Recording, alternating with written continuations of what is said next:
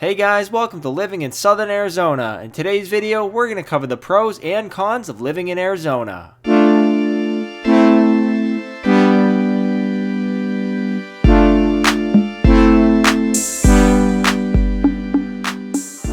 Regardless of how popular a state is, every place ultimately has its own set of pros and cons of living there. Although Arizona has been a hotspot for growth over the past few years, along with the list of reasons why people are moving here is another list with the reasons why people are leaving the state. That's why in today's video, we're going to cover the top 4 pros and cons of living in Arizona. Starting off the list with the number 1 pro and the most common reason why people move to Arizona, and that's the weather. Aside from the extreme heat during June, July, and August, November through March is absolutely beautiful, with temperatures in the 70s and 80s making it a perfect time to enjoy outdoor activities. That leads us into our first con, which goes hand in hand with the warm winter weather, and that's the traffic during certain times of the year. This is generally a result of Arizona's large snowbird population, which is a term used to describe out-of-state residents that move here during the winter months to escape the cold weather in other parts of the country. Fortunately, the infrastructure throughout Arizona is in a constant state of growth, which leads us to the next pro, and that's a freeway system throughout the state. This is especially true in the Phoenix metro area, seeing as the streets in Phoenix are laid out using a grid system. This makes traveling much easier despite the urban sprawl. As the state continues to grow, the need for additional roadways is becoming more evident. This creates the next con, which is the constant construction throughout the state. Aside from new freeways and non-stop home building, the increase in population has forced the state to improve its current infrastructure to support the growth that is projected in the coming years. Although this can be inconvenient, the fact that Arizona is continuing to evolve makes it a popular place for all age groups, especially college graduates and young families. Seeing as the median age is just 34.2 years, which is likely due to the fact that Arizona continually ranks as one of the best states for jobs in the country.